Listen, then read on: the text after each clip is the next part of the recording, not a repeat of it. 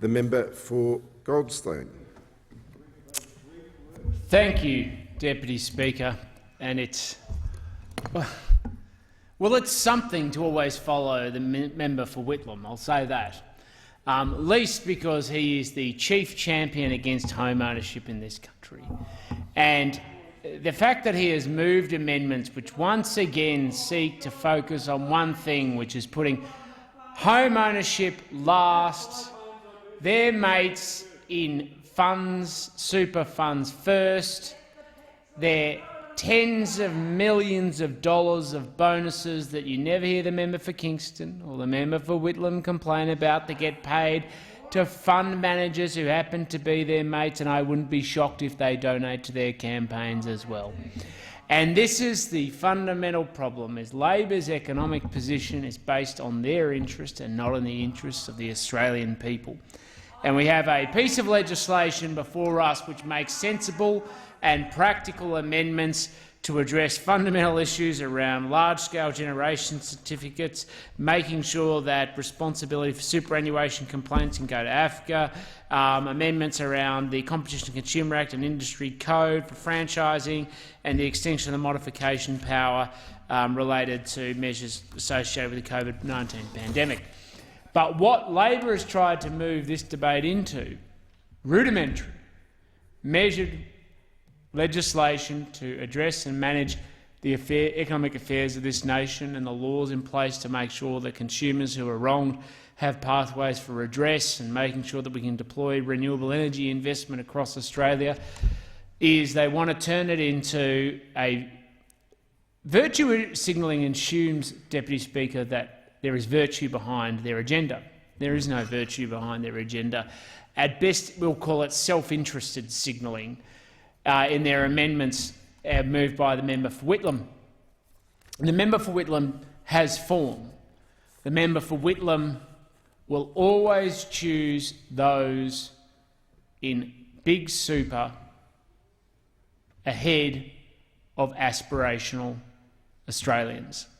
And we know that the hard data is actually quite unambiguous about this. Up until 1992, the entirely logical pathway of life, the biggest financial decision that young Australians made, was to buy their own home. It fit in with the slipstream of their life.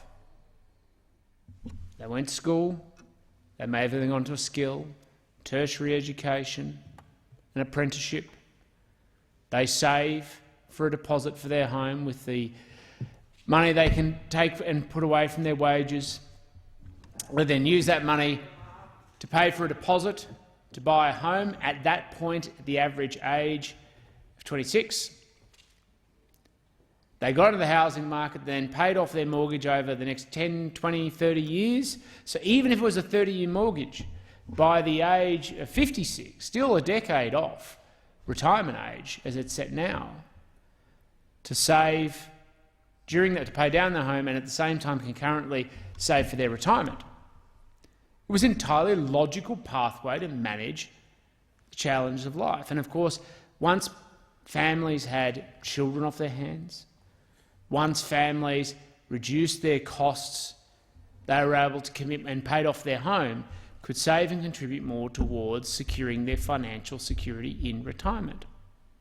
And what's happened since 1992 is we've taken that entirely logical process, which is homes first, super second, and reversed it. We've engaged in a form of economic social engineering to feed the interests of the Labor Party and their friends in big super, and their friends who are fund managers who get paid bonuses in excess of $13 million, and at least some fund managers have boasted up to $36 million. We have engaged in a form of economic social engineering to put super over homes, and the dreams and aspirations of young Australians have gone with it. And for the perversion of the self-interests of the Labor Party so that they can stand up and scream self-interested virtue or signal about their motivations and their intentions. And we know the consequences of this. The average age of purchasing your first home is blown out. Sorry, I got number 4. Before I said the average age in 1980 of purchasing your first home was 26. It was actually 24. And it's blown out now to 36. So young Australians' dreams have been thrown onto the ash heap by the Labor Party. And we do understand why, because home ownership is the greatest democratisation of the ownership of this country. It is the greatest expression of empowerment of young Australians in economic terms in this country. Superannuation is the greatest advancement of the concentration of economic capital in the hands of the few associated with the Labor Party so they can achieve undemocratic ends, manipulating capital to achieve things they can't achieve in this chamber because the people of Australia don't trust them. And Labor Party has actively undermined young Australians' dreams and aspirations to own their own home. And while they've done that, of course, the price of housing has gone up, and, of course, they don't sit on the other side and scoff, Deputy Speaker, when Big Super invests Australian super to purchase homes that Big Super owns. They have no issue with that, because what they actually want to do is create a nation of Australians dependent serfs to their own superannuation, so long as they maintain control. Well, if not, then of course the member for Whitlam, if the member for Whitlam would pass amendments to this bill to say that Big Super shouldn't be able to invest in housing. The members on my left will cease interjecting. There's ample opportunities in this place to have your say when the member for Goldstein completes his speech. Deputy Speaker. Member for Goldstein. But yes, you're right. When if the member for Whitlam was sincere in saying that he supported young Australians owning their own home, he would ban Big Super in this amendment from investing money in housing that they own with the hard-earned retirement savings of young Australians that they plan to rent back to them. But he won't, because we know full well that the level playing field is not level. Retirees are able to use their super to buy their own home or to pay off their mortgage. In fact, 469,000 retirees over the past 5 years have drawn down from their superannuation balance to either pay off their mortgage or renovate their homes.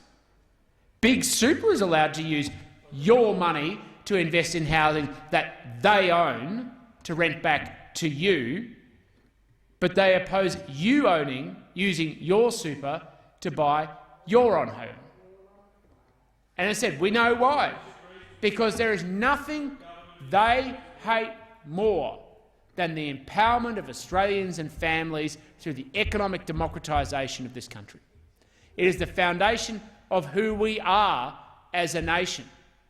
What they've found is a sneaky, tricky, backdoor campaign on how they can concentrate economic capital in their hands. And yes, Deputy Speaker, members of the Labor Party will be horrified that somebody is calling this out. But it needs to be called out because it fundamentally violates and risks our liberal democracy itself when big capital, big Labor, big government, big commodities, all sitting on the same side of the ledger against the Australian people. And some of us are going to stand up. Now, don't get me wrong, Deputy Speaker, before the last election, the same members scoffed, sneered at the idea that removing refundable franking credits would hit low-income Australians and push people below the poverty line. They took exactly the same attitude then. And we all know what happened. The government was re-elected. It was a critical part of the national discussion. And the Leader of the Opposition, at least to his credit, came into this chamber and in the public after the election and conceded that it was going to hit low-income Australians because they don't understand the consequences of the policies they put forward. Now they make a dishonest claim that it's off the agenda, even though so many members of the Labor Party have said consistently it's an issue that should stay on the agenda and is necessary, as far as they're concerned, for the financial sustainability of the country. That is the Labor Party. So many of them have said it in the past, so many will say it, and we know that deep down they have a secret agenda to reintroduce a retiree tax later. I only need to look at their own words and repeat them. The Shadow Minister, the Shadow Treasurer, has been quite unambiguous about his support for it. One member on the other side of the chamber said you would have to believe it was a con to think that this issue wasn't going to come up again. And I agree with them. They're right. Labor has a secret agenda for a new retiree tax in the future. At every point, every decision, every economic and financial policy decision they make is based on what advances the concentration of economic capital in their hands. Because in the end, Deputy Speaker, politics is actually about power, or more critically, who has power. And the foundation of the mad socialist centralist mindset is to concentrate power in the hands of the few in the idea that their beneficence and benevolence understands how better to run a society technocratically than to empower Australians and their families.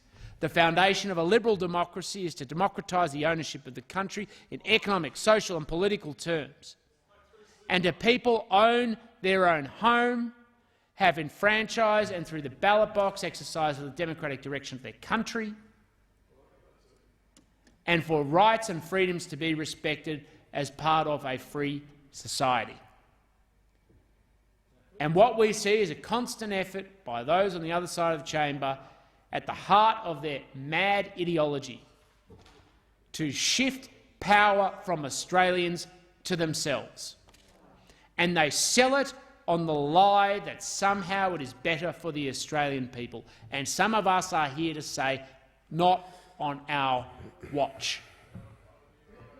And I make no apology. There are, of course, people who disagree and think we should continue to prioritise super over home ownership. But I am not one of them. And I will continue to call it out at every step of the way because, like with the retiree tax, they sat there on the other side of the chamber smugly waiting for their day to sit on the government benches. And the trade-off is their hubris and their arrogance meant they went to the election and couldn't see what was standing in front of them. Low-income Australians about to be pushed below the poverty line. They learned their lesson when the people of Australia went to the ballot box last year. Sorry, it's now a year and a half ago. They learned a lesson. But they've learned the lesson on that policy, but not their attitude. They have not learned the lessons of hubris and arrogance of the consequences of the policy agenda that they propose. And what they are saying by putting super over home ownership is they are making sure that young Australians' concerns are completely disregarded about the economic future of this country. They are saying and denying young Australians the basic foundations of which to build security during their working life and their retirement. They are saying to young Australians, give up on the Australian dream because we think we know how to run your lives better than yourselves. And more critically, if we concentrate the capital of the nation in our hands and that of our million-dollar fund manager mates, that we will deliver a better country. And the people of Australia can see through this con, they can see through this lie, they can see through the misinformation that's put out there.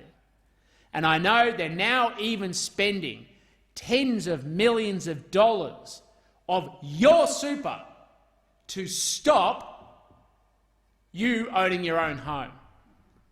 This is how bad it has gotten, and they feel that they are unaccountable. And now it is up to the regulators who need to rise to the challenge and call out this conduct. Where are you, APRA? Where are you, ASIC? Industry Super Australia is spending tens of millions of dollars on an ad campaign to deny Australians the chance at their own dream.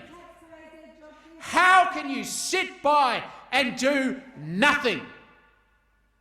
Now, I know that they're before the Senate estimates today, and they're going to be before the House Economics Committee hearings next week. And if they think that they can sit on their hands and not call out this conduct and this misuse of Australian superannuation savings deliberately designed to undermine young Australians' aspirations and hopes at owning their own homes, and we're going to sit idly by and not call it out. They are kidding themselves, just like the Labor Party.